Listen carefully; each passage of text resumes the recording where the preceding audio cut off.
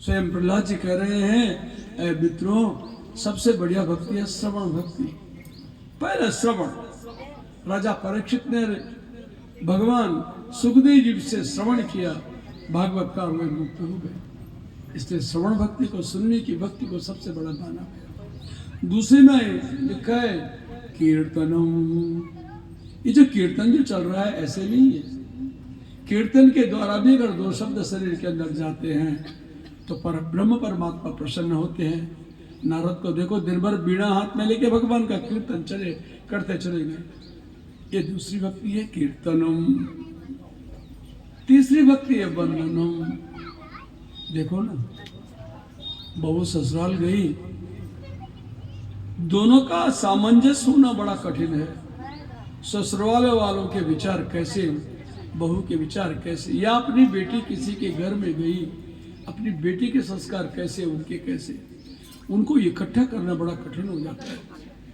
तो जब उनको इकट्ठा होना बहुत मुश्किल है तो क्या है, वंदनम। हाँ, सदा अपने सर को नीचे रख के प्रभु का स्तवन करते रहना चाहिए। ये तीसरी भक्ति है, जैसे उद्धव जी ने भगवान की भक्ति की। और इसके बाद में है अर्चनम। अर्चना क्या है, नहीं है इस समय पूजा करने का, नहीं है कहीं जाने का। तुलसी है, पुष्प है, नहीं तो बासी ही तुलसी है, बासी ही फूल है, जरा पानी में धो लो उसको और उसके बाद भगवान को चढ़ा दो। बेलपत्र है, भाई हम जा रहे हैं तो नहीं साधन, वही बेलपत्र उठाया, जरा पानी में धो के डाल दिया, ऐसा शास्त्रकार लिखते और पवित्र हो जाता है। ये उनकी अर्चना है। कुछ भी नहीं है, न पैसा है, न टक्का है, न घर है, न बार है, तो आप बैठे हैं, मैं बैठा हूँ, कहाँ जाए भक्ति करने को, गाड़ी में जा रहे हैं, बस में जा रहे हैं, किसी घर में बैठे हैं, साधन नहीं, तो क्या है, ये भक्ति आती है स्मरणम। आंख बंद करके अपने इष्ट का जरा ध्यान कर दो, क्षण भर में आपको भगवान की भक्ति का अंदाज हो जाएगा। ये स्मरण जो है महात्मा ध्रुव का था, जो 5 साल के थे और 5 ही साल में भगवान को प्राप्त कर लिया। स्मरणम। अब आया पाद सेवनम। सुदामा जी के पास कुछ नहीं था, सिर्फ भगवान की मूर्ति को पानी से धोते थे, हाथ जोड़ लेते थे। ये भक्ति है। देखो, इसके बाद साख्यो। अर्जुन देखो, सखा भाव, भगवान को अपना मित्र बना दो। इसे नहीं बोलते आप लोग, तुम्हें वो माता अच्छा पिता, तुम्हें बंधु सखा, तो क्या हुआ, भगवान को माता पिता पुत्र जो कुछ बनाना हो बनाओ, लेकिन सखा भाव रखो। ये भक्ति आती है आत्मा। और इसमें लिखा है आत्मनिवेदनम। जब कुछ नहीं हुआ तो अपने आप को भगवान के हवाले कर दो। अब मार चाहिए, जिंदा मार दे, जिंदा जला दे, जो तेरी इच्छा कर। और अंतिम भक्ति आती है दास्यम।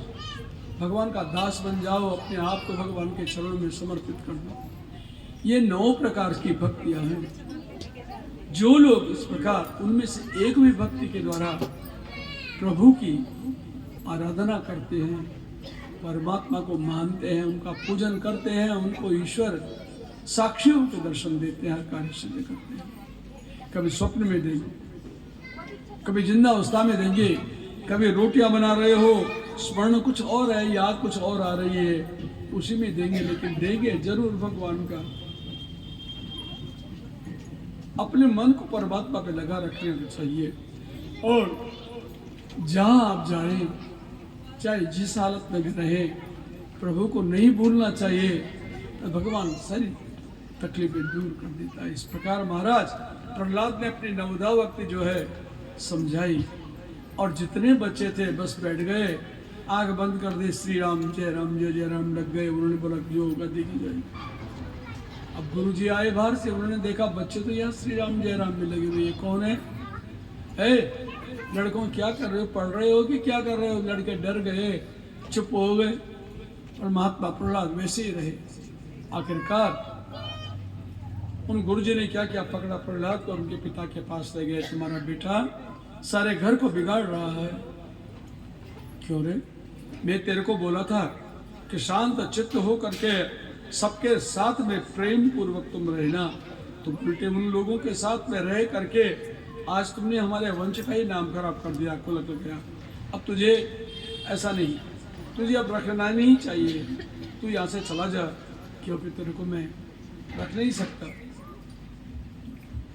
फिर सबके कहने से महाराज थोड़े दिन जरा कोठड़े में बंद कर दो, होश आ जाए, अब लो चलो।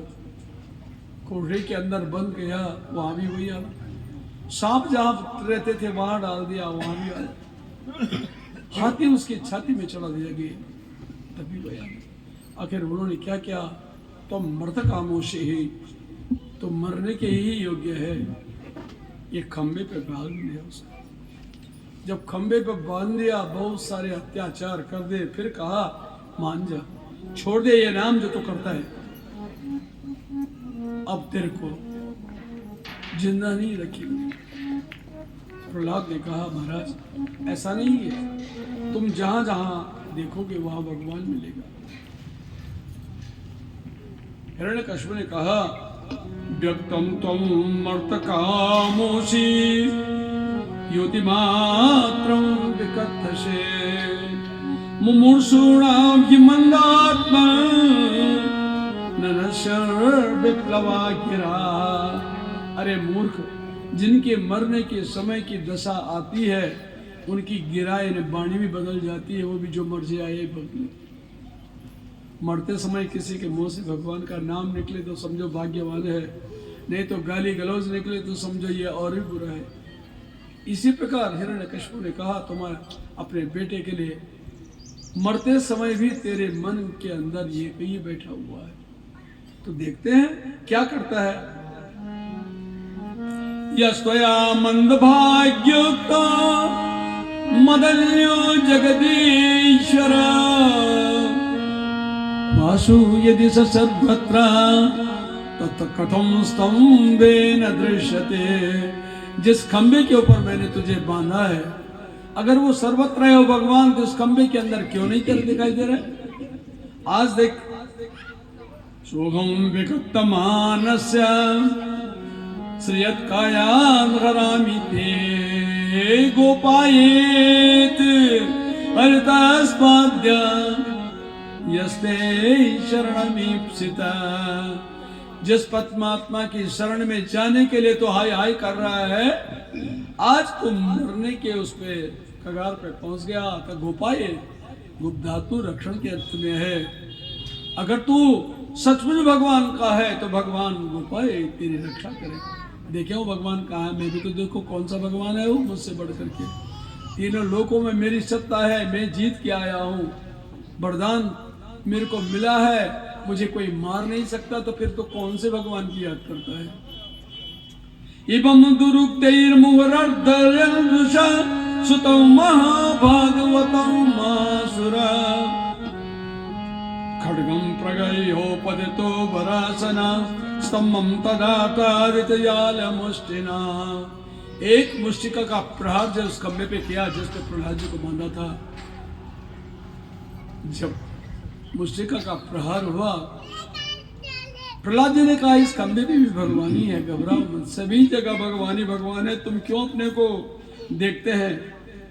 तदेव तस्मिन् नदोति भीषणो बभूव येन नकटागम स्फुटो। जैसे ही मुष्टिका का प्रभाव हुआ, ऐसा लगा बहुत सारी कढ़ाइयाँ, बड़ी बड़ी कढ़ाइयाँ आपस में टकरा रही हैं, लोहे की गर्जना होने लगी। ये कहाँ हो रहे, कहाँ टूट रहे हैं बादल, चारों तरफ देखता कहीं दिखाई नहीं देते गए। अंत सभायां न ददर्श तत्पदं वितप्त सूनेन सुरेरयूथपा। हिरण्यकश्यप जगह जगह देख रहा है, लेकिन वो नहीं दिखाई दे रहा है जिसकी ये आवाजें आ रही हैं। है कहा ये झूठ बोल रहा है, या मैं कान मेरे बहरे हो गए, या कान ही इतने पागल हो गई, क्या है। अब भगवान सोचते जो परमात्मा थे, सत्यम विधातु निज हृदय भाषितम। इस बच्चे ने कहा है तो मुझे सत्य करना पड़ेगा, नहीं तो दुनिया में कौन मुझे भगवान मानेगा। सत्यम सत्यम विधातु निज हृदय भाषितम व्यक्तम च भूतेषु अखिलेषु चात्मना। प्रत्येक प्राणी मात्र के हृदय में रहने वाला वो भगवान, वो परमात्मा जाग गया, अब तो कुछ करना ही पड़ेगा। अदृश्य तत्तद्भुत रूपमोद्भुतं स्तंभे सभायां न मृगम न मानुषम। एकदम खंबा फट गया, न मृगम न मानुषम, न वो शेरी था न मनुष्य था, आधा शेर और आधा मनुष्य। ये हुआ नर और सिंह मनुष्य और भगवान। बोल नरसिंह भगवान की जय। 19वां अवतार भगवान का हुआ। और जाकर के महाराज ने खड़े उठ करके, बड़ा विचित्र उनका स्वरूप है। कराल दृष्टम करवाल चंचुलम क्षुरांत जीवृकुटी मुकुंडणम शब्दुब्ध कर्णो गिरिकल्लरद्भुतं व्यक्तस्य नानो गुरुभेद भीषणो। हनु कहते हैं ठोड़ी को, लंबी ठोड़ी है, विकराल आंखें, ऐसा लगता है किसी को खा जाएंगे। बड़े विशाल दांत है, छुरे की तरह उनकी जीभ है। खड़े उठ गए महाराज वहां से और जा करके उन्होंने दोनों हाथ लंबे किए। इस पे लिखा गया है कि चंदंच गौरे छुरितम तनोरुगे विषक भुजानी कसतम भुजा नखायुधम। भगवान जब प्रकट हुए तो हजारों नख उनके शरीर पे थे। कितने हाथ रहे होंगे? इतने हाथ इतने पांव से भगवान नरसिंह मैंने 100 हाथों से पैदा हुए, 4 हाथ से नहीं। और 100 हाथों पे उतने नख उनके विराजमान थे। ददार लीलया नखैर्यथा हिमवि गरुड़ महाविशो। द्वार, एक ही शब्द में द्वार, यूर आपत्य। द्वार, द्वार कहते हैं दरवाजे की देहली को, उरु, उरु कहते हैं जांग को। और उसमें उन्होंने दरवाजे पे आकर के देहली में न अंदर न बाहर के उधर हिरण्यकशिपु को वरदान था, उठाया हिरण्यकशिपु को अपने जांघों के ऊपर रखा, खैर विदारितम नाखून डाल करके उसका शरीर फाड़ डाला। जब तक तो शरीर फाड़ा शांत थे भगवान, उसकी हथड़ियां निकाल दी, उसका खून पी गए और जैसे आम चूस के बाहर फेंक देते हैं गुठली को, ऐसे ही फेंक दिए। भगवान शांत चित्त होकर के अब धीरे धीरे उठे। अभी तक गुस्सा नहीं आया, बिगर गुस्से के ही मार देंगे। अब धीरे धीरे उठ करके भगवान जाकर के उस सिंहासन पे बैठ गए जो मणिमय था, मणियों से जड़ा हुआ था, जहाँ हिरण्यकशिपु का शासन था। और बैठने के बाद हिलने लगे। तब उनकी गर्जना निकलने लगी। सारे देवता इकट्ठा होकर के भगवान का स्वरूप देखते हैं, प्रार्थना करते हैं कि शांत हो जाओ, तुमने हिरण्यकशिपु को मारना था, मार दिया, महाराज आप गुस्सा मत करो, शांत हो जाओ।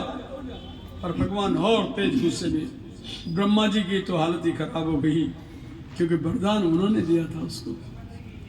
रुद्रादि देवता भगवान की बहुत सारे श्लोक हैं, उन्होंने उनकी बड़ी स्तुति की, शांत नहीं हुए भगवान। लक्ष्मी जी को बुलाया, महारानी इधर आओ, ये तुम्हारे पति देव जो हैं इसको थामना बहुत मुश्किल है, आप जाके शांत कर सकते हो, तुम्हें देखे शायद शांत हो जाए। एक पत्नी ही तो ऐसे जो अपने पति को शांत कर सकती है। तसा साक्षी प्रेषिता देवेर, देवता ने साक्षात स्त्री को यानी लक्ष्मी जी को भेजा। दृष्ट्वा तन्महदद्भुतम, जब लक्ष्मी जी सामने गई, अभी तक तो देखा ही था ये रूप, भगवान विष्णु का सौम्य रूप देखा था, क्रोध वाला नहीं। आज नरसिंह अवतार का भगवान का वो भयानक रूप देखा, उसके तो पसीने छूट गए, हाथ जोड़ा, दूर से गई नहीं सर, मैं नहीं जाता। देवताओं ने कहा तुम्हारे पति हैं, उन्होंने कहा पति हैं तो अपने घर में रहे, मैं नहीं जाता, डर गई भयंकर।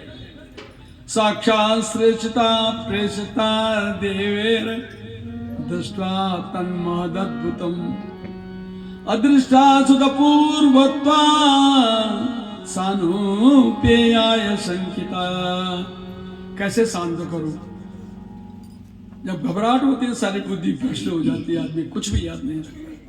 घबराहट के मारे दूसरी कोई चीज याद नहीं रहती। ये दशा भगवती लक्ष्मी की हो गई। लक्ष्मी